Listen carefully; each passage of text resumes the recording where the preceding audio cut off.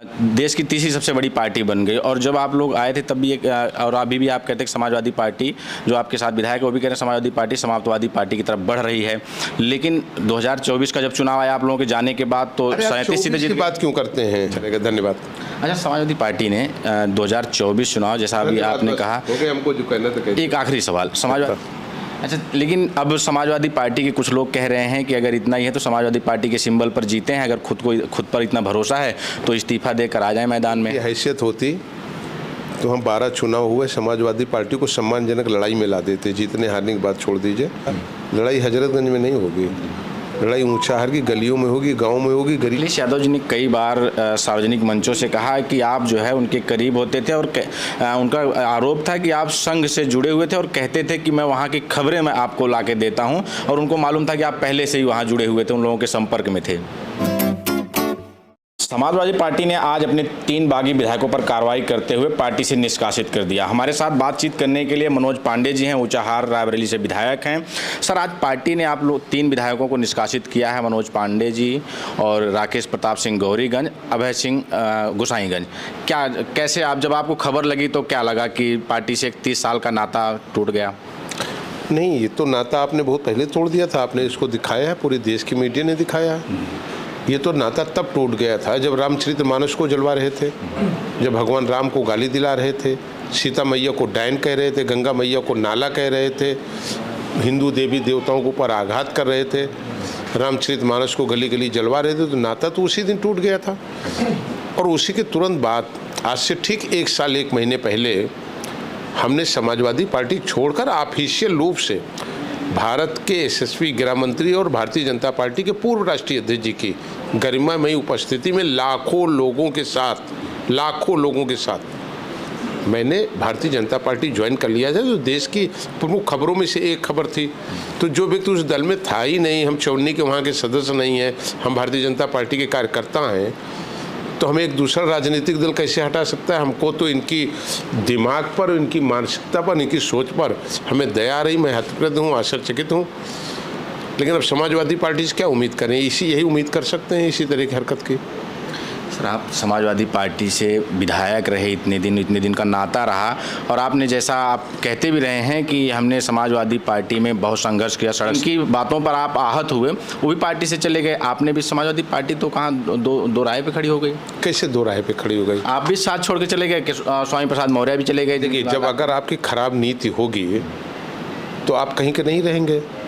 जब आपका ही निर्णय उचित नहीं था कि आप ऐसे व्यक्तियों को जो विघटनकारी लोग हैं, अराजक तत्व हैं, जिन्होंने हरदम समाज को तोड़ा है, बिखेरा है, कभी समाज को इकट्ठा करने का काम नहीं किया, हरदम जहर उगलने का काम किया, उनको ला करके आप भारत के 110 करोड़ सनातनियों को, भारत के 110 करोड़ हिंदूवादी लोगों को अपमानित कराएंगे, उनकी आस्थाओं से खेलेंगे, तो इसमें निश्चित रूप से जिसको आघात लगेगा वो साथ नहीं रहेगा। नहीं सर, आप समाजवादी पार्टी के मुखिया अखिलेश यादव के बेहद करीबियों में से थे, आपके बिल्कुल बगल उनकी कुर्सी लगती थी, और उसके बाद जो है आप मुख्य सचेतक थे। बावजूद इसके आप उस समय पे इन सब चीज़ों पे आपने बात नहीं की? नहीं, बिल्कुल बात किया मैंने। माननीय राष्ट्रीय अध्यक्ष से मैंने कई बार किया, उनको इंगित भी किया, अपने सुझाव भी दिए, और जो हमें पीड़ा थी उस पीड़ा को ही बताया, और बताया हमने कि इससे पार्टी का नुकसान हो रहा है। देखिए, किसी भी देश में किसी भी पॉलिटिकल दल या किसी व्यक्ति को किसी की आस्था, धर्म और जाति के खिलाफ बोलने का अधिकार न संविधान देता है और न समाज देता है। लेकिन जब हमने देखा कि जिस व्यक्ति के द्वारा लगातार इस तरह के खराब बयान दिए जा रहे हैं, वो एक के बाद वो प्रोन्नति पा रहा है। जो पहला बयान दिया उसने तो राष्ट्रीय महासचिव हो गया, दूसरा जब उसने रामचरितमानस जलवाया तो उसके बाद उसे विधान परिषद दे दिया गया।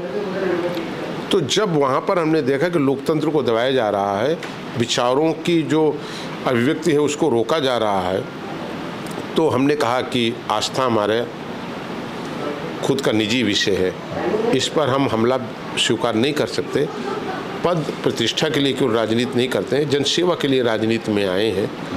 लेकिन उस जनसेवा में अगर हमारी अभिव्यक्ति पर रोक लगे, हमारी आस्था पर चोट पहुँचे, ये हमें स्वीकार नहीं था। इसीलिए आज से 1 साल पहले हमने पार्टी छोड़ दिया था और भाजपा ज्वाइन कर लिया था।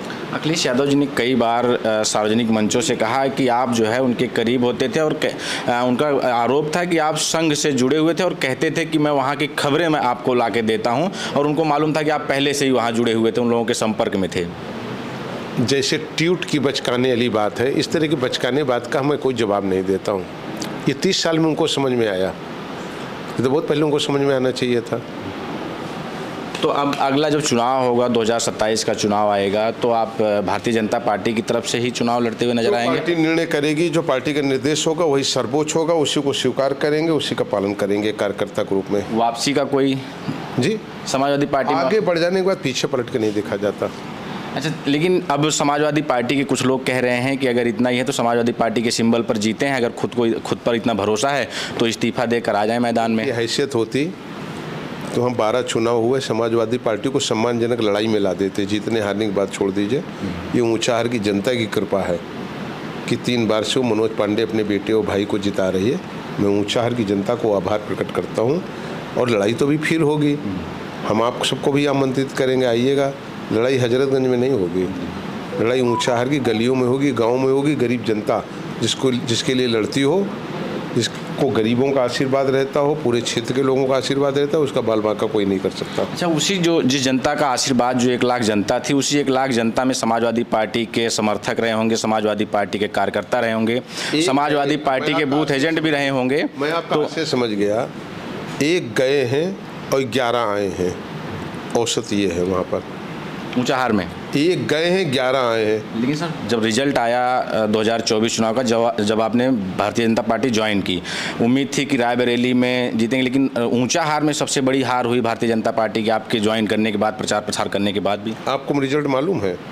आप थोड़ा जानकारी कर लीजिएगा कहाँ सबसे ज़्यादा हार हुई है। ऐसे नहीं बोला जाता, आप जिम्मेदार पत्रकार हैं। मैं उन पे बात कर, लोकसभा की बात करिए, आपने ऊंचाहार में कह दिया सबसे नहीं, मैं जो है बात कर रहा हूँ, गूगल पे चेक करिए ना पहले, तब फिर सवाल करिए। मैं उन विधायकों, जो बागी विधायक थे, उनकी विधानसभाओं की बात की जाए, जो 8 थे, उनमें बात कर रहा हूँ। 18 तारीख को मई को ज्वाइन किया हूँ, 18 मई, और 20 तारीख को वोटिंग थी वहाँ। इसलिए मैं कह रहा हूँ कि आप बहुत जागरूक, बड़े सीनियर पत्रकार हैं। कुछ चीज़ों को देख करके जब आप पूछेंगे तो हमारे लिए भी अच्छा रहेगा, आपके लिए भी अच्छा रहेगा। धन्यवाद।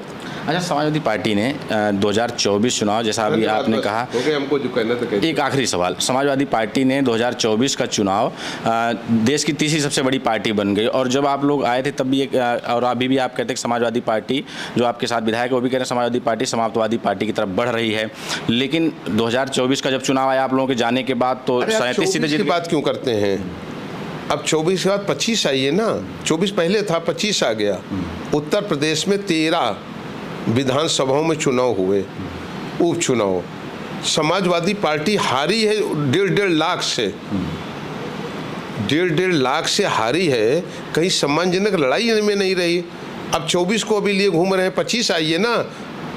वर्तमान में जिए भविष्य में क्या आप बात करेंगे? 14 में क्या था, 17 में क्या था, 19 में क्या था, 22 में क्या था, फिर आप 24 की बात करते हैं। अब 24 के बाद आ गई 25 में 13 उपचुनाव हुए हैं, कहीं सम्मानजनक लड़ाई में नहीं रही समाजवादी पार्टी। लेकिन उपचुनाव में कहा जाता है कि सरकार का चुनाव होता है, आप लोग भी जब सरकार में थे तो चुनाव लगातार जीतते रहे हैं। उपचुनाव ऐसा नहीं कह सकते, सत्ता में लोकसभाएं हारी हैं, अब कैसे कह सकते हैं? गोरखपुर में सरकार थी भाजपा की, कौन जीता कौन हारा?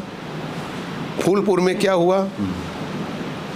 4 लोकसभाएं सत्ता में रहते हुए भारतीय जनता पार्टी हारी है, समाजवादी पार्टी जीती है। फूलपुर में कौन जीता था? गोरखपुर में कौन जीता था? तो 2027 में समाजवादी पार्टी का भविष्य क्या देख रहे हैं आप?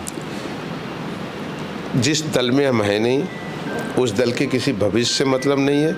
हमें एक ही भविष्य मालूम है, भारतीय जनता पार्टी का भविष्य, जिसमें हम अपना भी भविष्य तलाशेंगे और अपने दल को भी मजबूत करने के लिए, उसके भविष्य को और मजबूत करने के लिए काम करेंगे। ठीक है, तो ये मनोज पांडे जी हमारे साथ थे, बात करते हैं, अपनी बात रखे थे। इनका कहना है कि जो 2024 का रिजल्ट था वो था, लेकिन 2025 के बाद लगातार समाजवादी पार्टी हारी है और भारतीय जनता पार्टी जीती है, और 2027 का चुनाव होगा, जो भारतीय जनता पार्टी जिस दल में अब हैं, जो निर्णय लेगी वो स्वीकार करेंगे। आपकी क्या प्रतिक्रिया हमें ज़रूर बताएं, बने रहे हमारे साथ, मिलेंगे फिर किसी वीडियो में। धन्यवाद।